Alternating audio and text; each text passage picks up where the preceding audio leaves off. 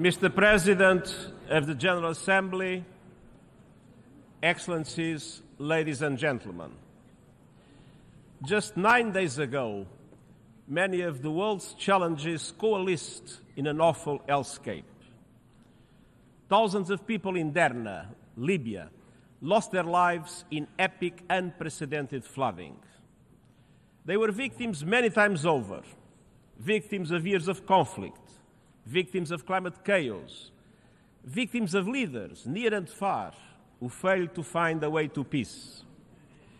The people of Derna lived and died in the epicenter of that indifference, as the skies unleashed 100 times the monthly rainfall in 24 hours, as dams broke after years of war and neglect, as everything they knew was wiped off the map. Even now, as we speak, bodies are washing ashore from the same Mediterranean Sea where billionaires sunbathe on their super yachts. Derna is a sad snapshot of the state of our world. The flood of inequity, of injustice, of inability to confront the challenges in our midst.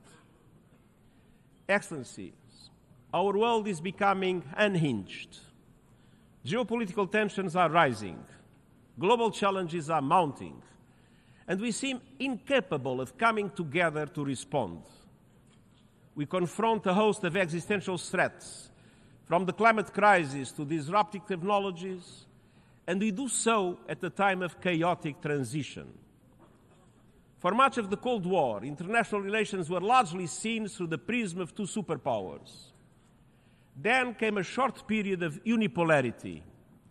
Now we are rapidly moving towards a multipolar world. And this is in many ways positive. It brings new opportunities for justice and balance in international relations. But multipolarity alone cannot guarantee peace. At the beginning of the 20th century, Europe had numerous powers. It was truly multipolar, but it lacked robust multilateral institutions, and the result was World War I. A multipolar world needs strong and effective multilateral institutions. Yet, global governance is stuck in time. Look no further than the United Nations Security Council and the Bretton Woods system. They reflect the political and economic realities of 1945, when many countries in this assembly hall were still under colonial domination. The world has changed. Our institutions have not. We cannot effectively address problems as they are if institutions do not reflect the world as it is. Instead of solving problems, they risk becoming part of the problem. And indeed, divides are deepening. Divides among economic and military powers, divides between North and South, East and West. We are inching ever closer to a great fracture in economic and financial systems and trade relations, one that threatens a single open internet with diverging strategies on technology and artificial intelligence and potentially clashing security frameworks. It is high time to renew multilateral institutions based on 21st century economic and political realities rooted in equity, solidarity, and universality, and anchored in the principles of the United Nations Charter and international law. That means reforming the Security Council in line with the world of today. It means redesigning the international financial architecture so that it becomes truly universal and serves as a global safety net for developing countries in trouble. I have no illusions. Reforms are a question of power. And I know there are many competing interests and agendas. But the alternative to reform is not the status quo. The alternative to reform is further fragmentation. It is reform or rupture. At the same time, divides are also widening within countries. Democracy is under threat. Authoritarianism is on the march. Inequalities are growing. And hate speech is on the rise. In the face of all these challenges and more, compromise has become a dirty word. Our world needs statesmanship, not gamesmanship and gridlock. As I told in the G20, it is time for a global compromise. Politics is compromise. Diplomacy is compromise. Effective leadership is compromise. Leaders have a social responsibility to achieve compromise in building a common future of peace and prosperity for our common good. Excellencies, over the past year we have shown the promise of multilateral action. With important new agreements on safeguarding biodiversity, on protecting the high seas, on climate loss and damage, on the right to a clean, healthy and sustainable environment. We have all the tools and resources to solve our shared challenges. What we need is determination. And determination is in the DNA of our United Nations, summoning us with the first words of the Charter. We, the peoples of the United Nations, determined. Determined to end the scourge of war. Determined to reaffirm faith in human rights. Determined to uphold justice and respect international law. And determined to promote social progress and better lives for all people. It falls to us, through our actions, to apply that determination to the challenges of today, being faithful to the Charter of the United Nations. Excellencies, it starts with determination to uphold the Charter's pledge for peace. Yet, instead of ending the scourge of war, we are seeing a surge of conflicts, coups, and chaos. If every country fulfilled its obligations under the Charter, the right to peace would be guaranteed. When countries break those pledges, they create a world of insecurity for everyone. Exhibit A, Russia's invasion of Ukraine. The war, in violation of the United Nations Charter and international law, has unleashed an nexus of horror. Lives destroyed, human rights abused, families torn apart, children traumatized, hopes and dreams shattered. But beyond Ukraine, the war has serious implications for us all. Nuclear threats put us all at risk. Ignoring global treaties and conventions makes us all less safe. And the poisoning of global diplomacy obstructs progress across the board. We must not relent in working for peace, a just peace in line with UN Charter and international law. And even while fighting rages, we must pursue every avenue to ease the suffering of civilians in Ukraine and beyond. The Black Sea Initiative was one such avenue. The world badly needs Ukrainian food and Russian food and fertilizers to stabilize markets and guarantee food security. And I will not give up on my efforts to make it happen.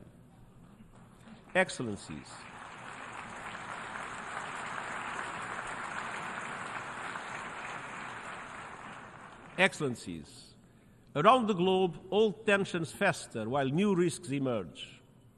Nuclear disarmament is at a standstill while countries develop new weapons and make new threats. Across the Sahel, a series of coups is further destabilizing the region as terrorism is gaining ground. Sudan is descending into full-scale civil war. Millions have fled, and the country risks splitting apart. In Eastern Democratic Republic of the Congo, millions are displaced, and gender-based violence is a horrific daily reality. In Haiti, a country that suffered centuries of colonial exploitation is today overwhelmed by gang violence and still awaits international support. In Afghanistan, a staggering 70% of the population needs humanitarian assistance, with the rights of women and girls systematically denied. In Myanmar, brutal violence, worsening poverty, and repression are crushing hopes for a return to democracy. In the Middle East, escalating violence and bloodshed in the occupied Palestinian territory is taking a terrible toll on civilians. Unilateral actions are intensifying and undermining the possibility of a two-state solution, the only pathway to lasting peace and security for Palestinians and Israelis. Syria remains in ruins, while peace remains remote. And meanwhile, natural disasters are worsening the man-made disaster of conflict.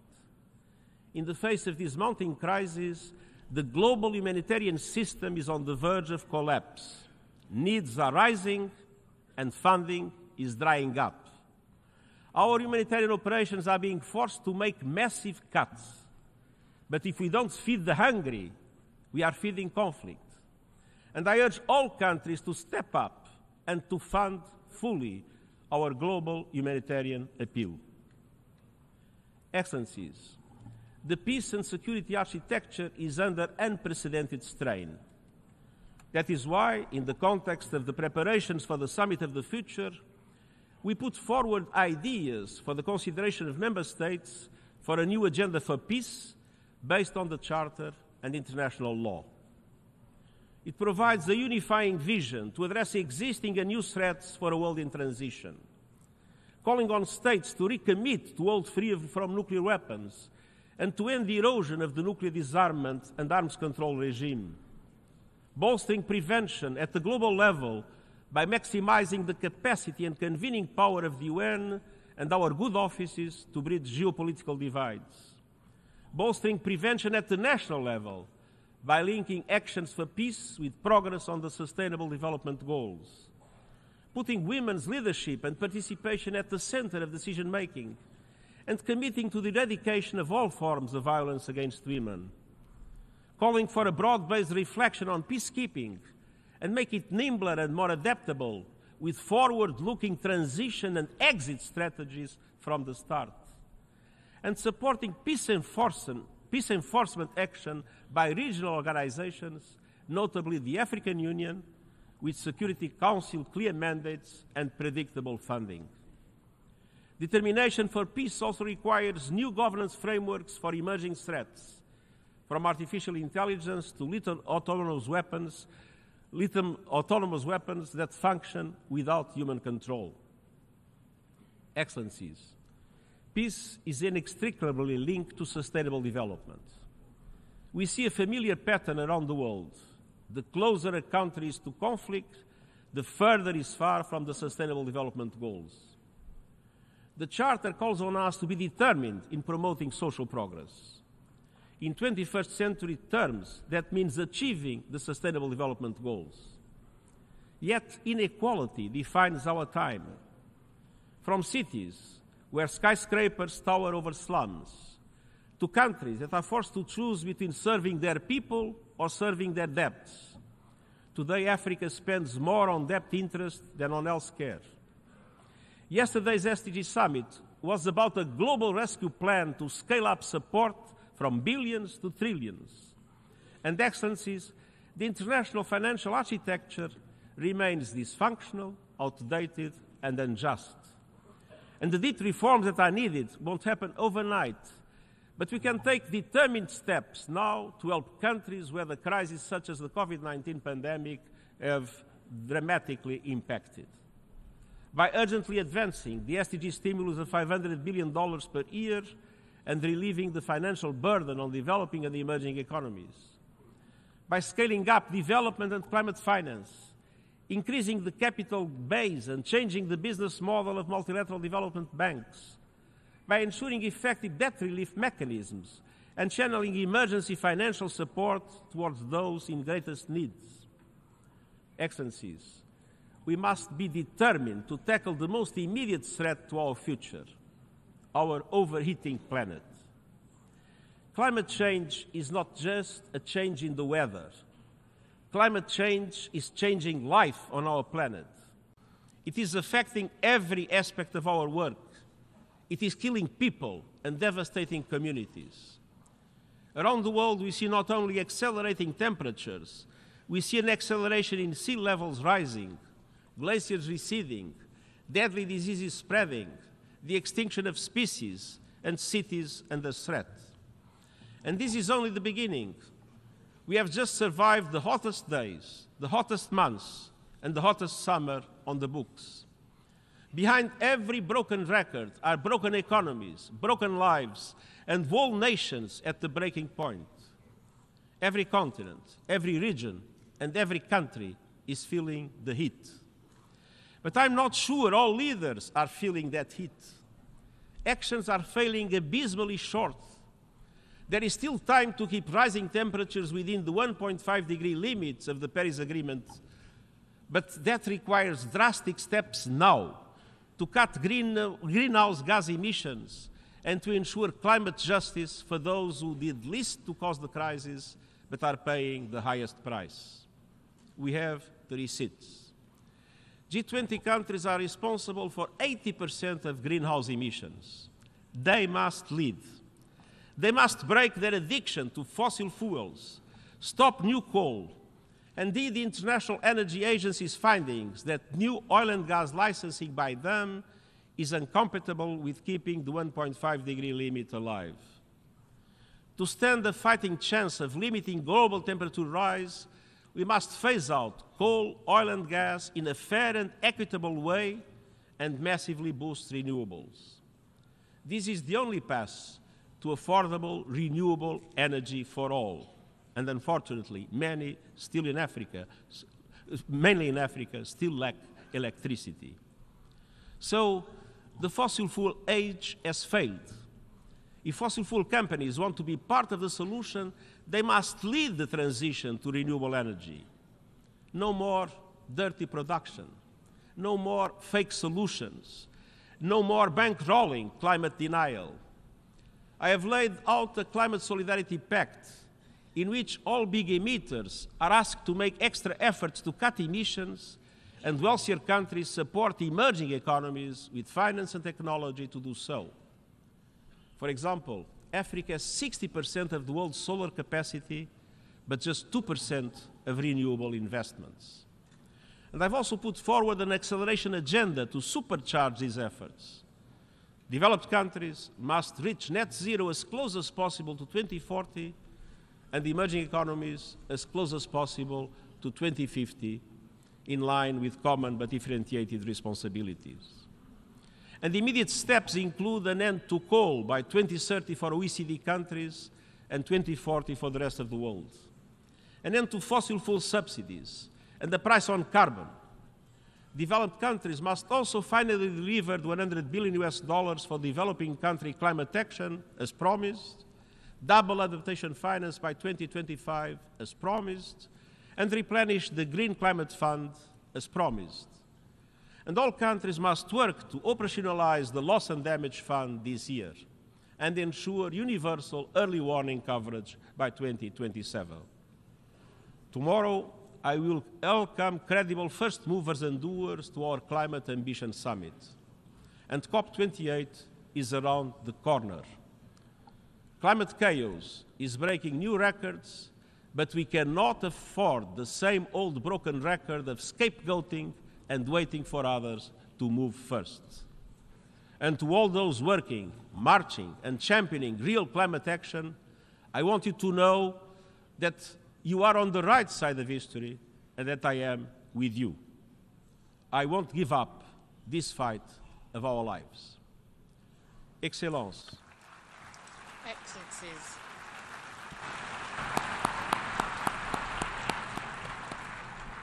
Nous devons également être déterminés à honorer l'engagement en faveur de la Charte en faveur des droits humains fondamentaux. Seules 4 femmes ont signé notre document fondateur. Un coup d'œil dans cette salle permet de voir que les choses n'ont pas suffisamment changé. Nous, les peuples, ne signifie pas nous, les hommes. Les femmes attendent toujours l'égalité des chances et des salaires. And equal pay.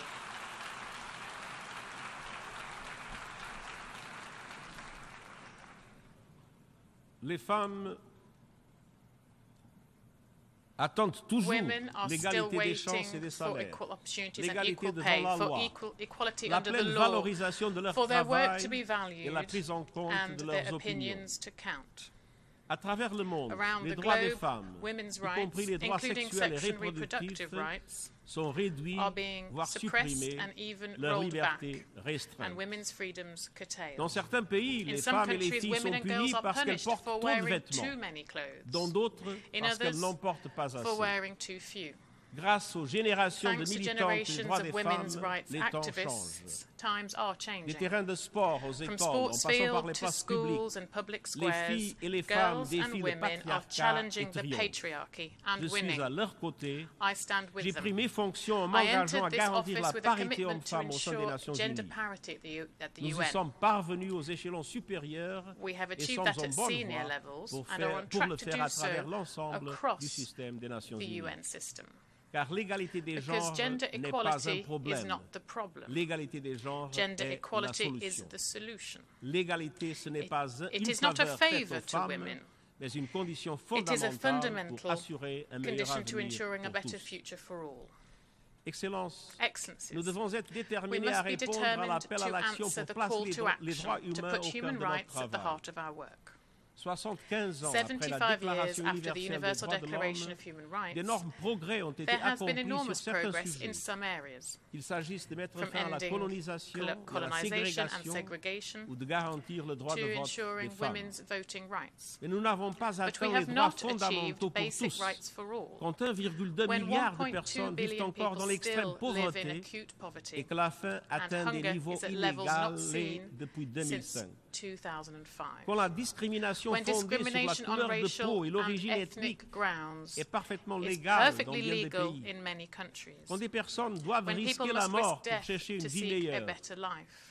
quand les réfugiés, When les migrants et les refugees, minorités migrants and sont minorities régulièrement are traqués et routinely diabolisés, demonized and hounded. quand déclarer son When identité de declaring genre your gender ou identity simplement or qu'il simply en aime who you peut love conduire à can lead to l'emprisonnement, imprisonment voire à or even l'exécution. execution. Quand le fait même de When s'exprimer speaking peut out avoir des conséquences can lead to dangereuses. perilous consequences. Les droits humains, Human rights, politiques, civils, political, économiques, civil, sociaux et economic, culturels social and sont cultural la clé de are voûte pour the résoudre key de to nombreux solving problèmes many mondiaux of the world's interdépendants. interlinked problems. Il faut que des lois visant Laws à to protéger protect les the personnes vulnerable must vulnérables be enacted soient adoptées et and appliquées. enforced. Il faut cesser de The cibler les targeting of minorités minorities must et il faut stop, placer les and droits et la human rights dignité and human humaine dignity au cœur des politiques must be at the sociales, center of économiques social, et economic migratoires. and migration policies. Il faut que tous les gouvernements All governments respectent must les fulfill engagements the qu'ils ont commitment pris they made dans la Déclaration in the Universal universelle des Declaration droits de of l'homme. Human Rights. Excelências, también debemos hacer frente a las amenazas inminentes que plantean las nuevas tecnologías a los derechos humanos. La inteligencia artificial generativa es muy prometedora, pero también puede llevarnos a cruzar el Rubicón y a un peligro mayor del que podemos controlar. Cuando mencioné la inteligencia artificial en mi discurso ante la Asamblea General de 2017, solo otros dos líderes mencionaron el término. Ahora, la IA está en la boca de todos. Un tema que provoca tanto asombro como miedo. Incluso algunos de los que desarrollaron la IA generativa están pidiendo una mayor regulación. Pero muchos de los peligros de la tecnología digital no están en el horizonte, ya están aquí. La brecha digital está exacerbando las desigualdades. El discurso de odio, la desinformación y las teorías de la conspiración en las redes sociales se propagan y amplifican mediante IA, socavando la democracia y alimentando la violencia y los conflictos en la vida real. La vigilancia en la red y la recolección de datos están facilitando abusos de los derechos humanos a gran escala. Y las empresas tecnológicas y los gobiernos están lejos de encontrar soluciones. Excellencies, we must move fast and mend things. New technologies require new innovative forms of governance, with input from experts building this technology and from those monitoring its abuses. And we urgently need a global digital compact between governments, regional organizations, the private sector and civil society to mitigate the risks of digital technologies and identify ways to harness their benefits for the good of humanity.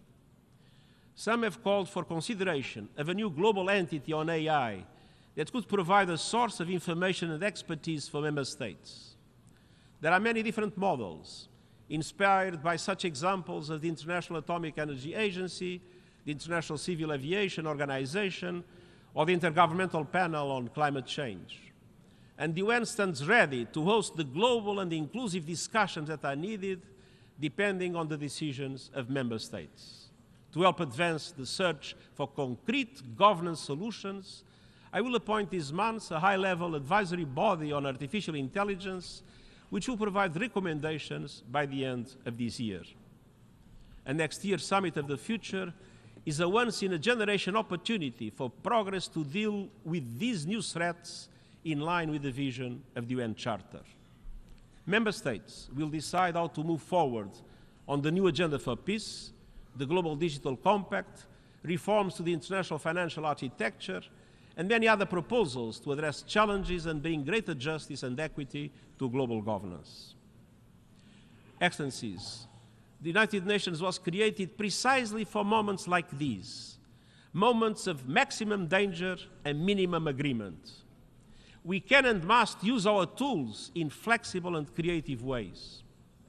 Last month, we saw the dividends of determination off the coast of Yemen.